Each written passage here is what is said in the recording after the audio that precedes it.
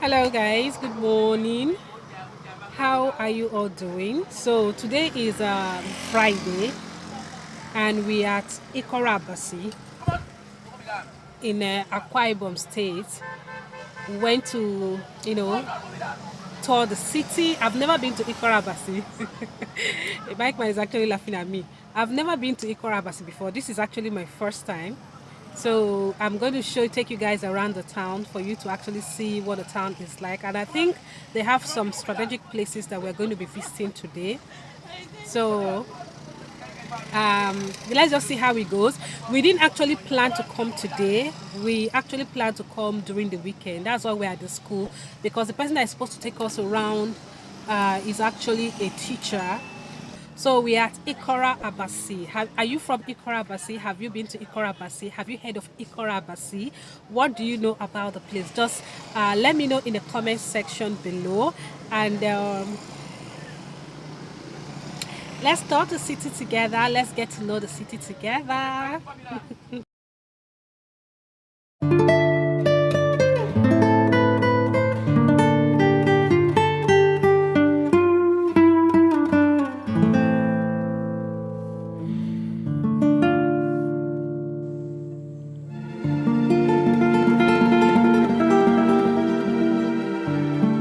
This entire area is the Ikot-Abasi local government. And those statues you see there are those of the ex-governor Goswill Akpabio and his deputy Patrick Aban Ekpotu.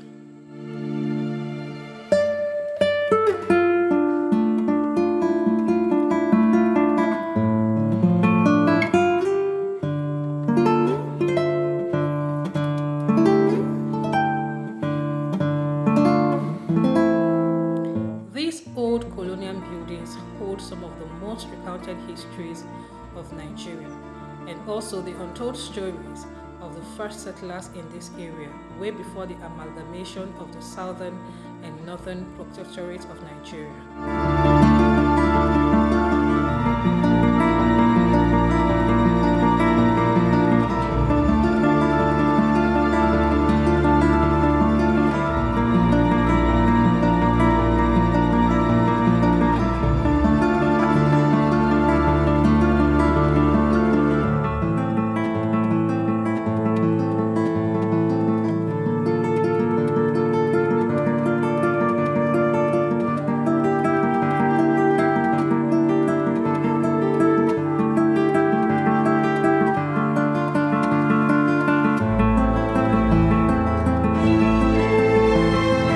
Hey guys, I wasn't in the least prepared for all of the informations I found here.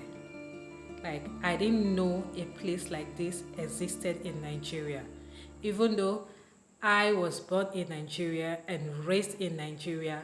I've never really heard the stories the way I heard them at this place during the course of this city tour. Like, it was beyond me. I know my dad, my grandparents told us stories of the slave trade and all of that, but seeing evidence, like practical evidence of the people who were actually, involved in this slave trade itself, it was big for me.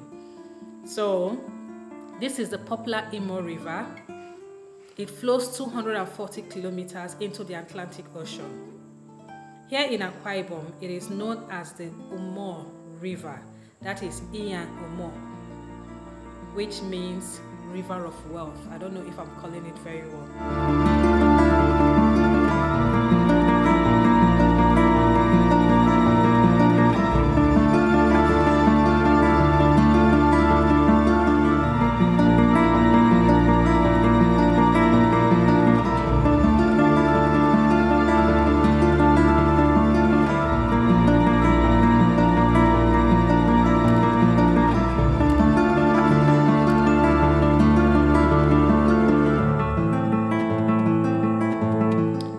Here is the Bridge of No Return.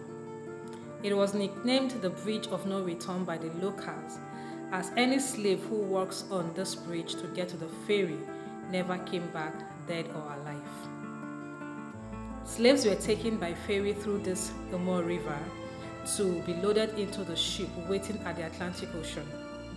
There is no record of when this bridge was first constructed, but it's been restored over time by several administrations. These jetties were said to have been constructed in 1795 and were used to hold stubborn slaves while awaiting their departure.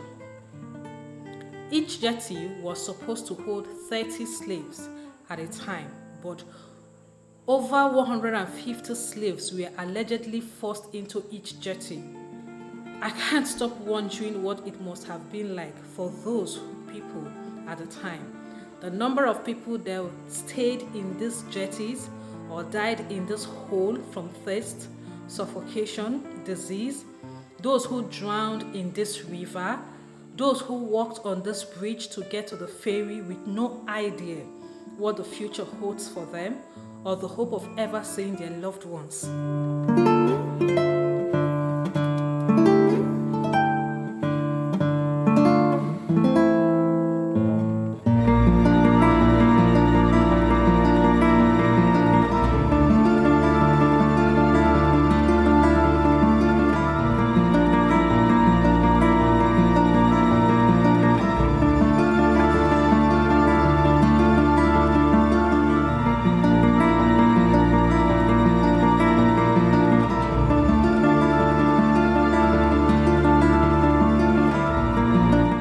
We were instructed to wear life jackets. Can you see?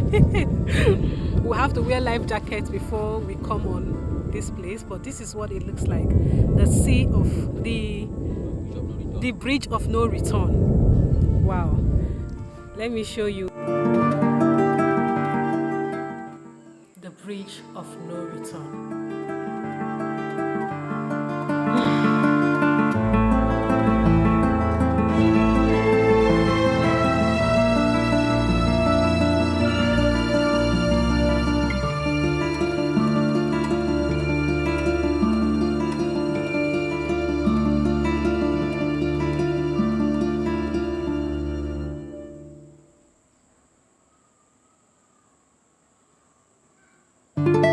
Let me see if I can walk to the edge. So this place has history now. It has history. Do you know how many people that died here? You guys, can you see the bridge?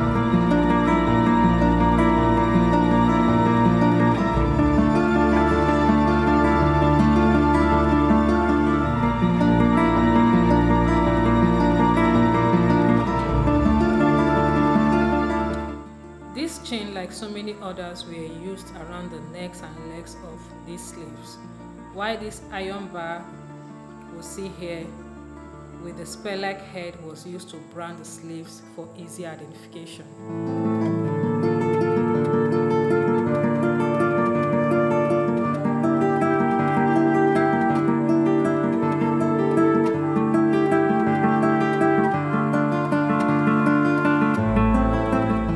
This is the first warehouse for holding slaves that were not troublesome.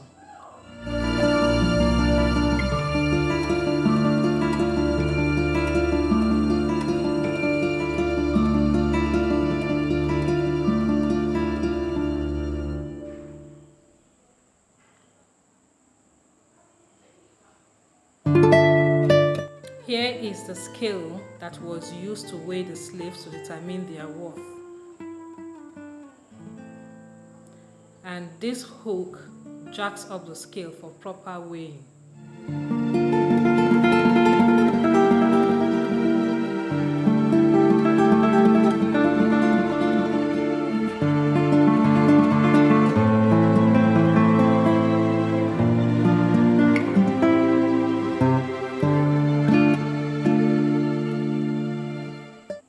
This is the second weigh house that also held slaves. They were not troublesome.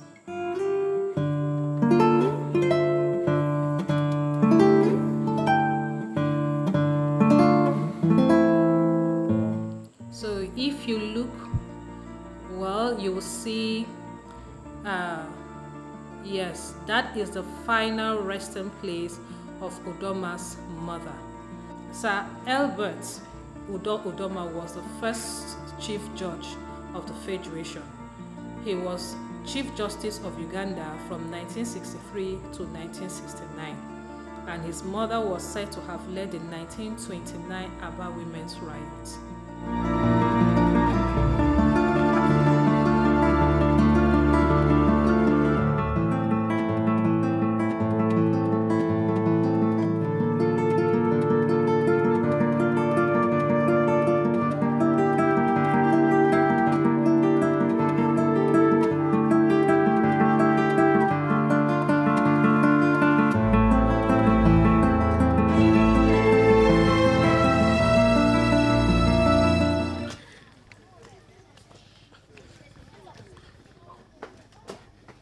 Please wait outside, sir. Wait outside.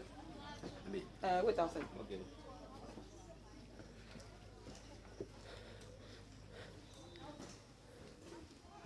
Ma. It's okay.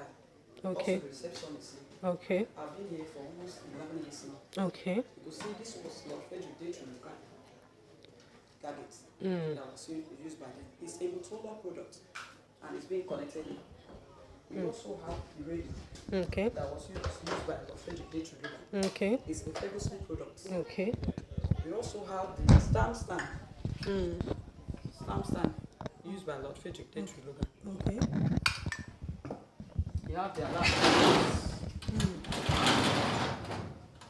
Alarm that was used by Lord Frederick Day to. If you have come here first, maybe that I would have taken you around in a proper way. Oh. Yes, okay. because I'm I've so been sorry. attending to YouTube. If you look at YouTube, you might see me there. Okay. Wow. Okay.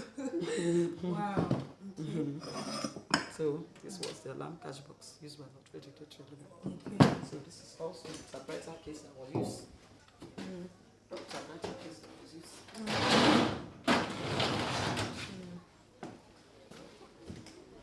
And we have log that here.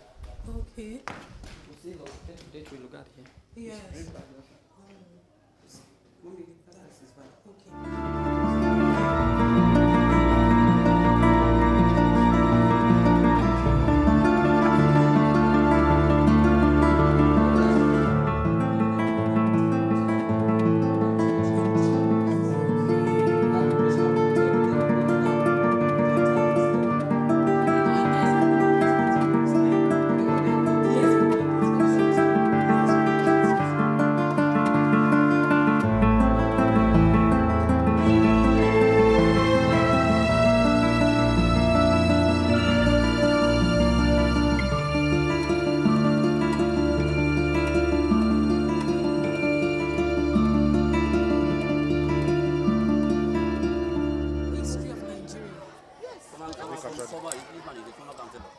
Okay, it's a councillor that did The this. former councillor, yes, I know this one. Oyota Abraham is APC. Very important story center. I'm telling you. Bring lots of money to this place.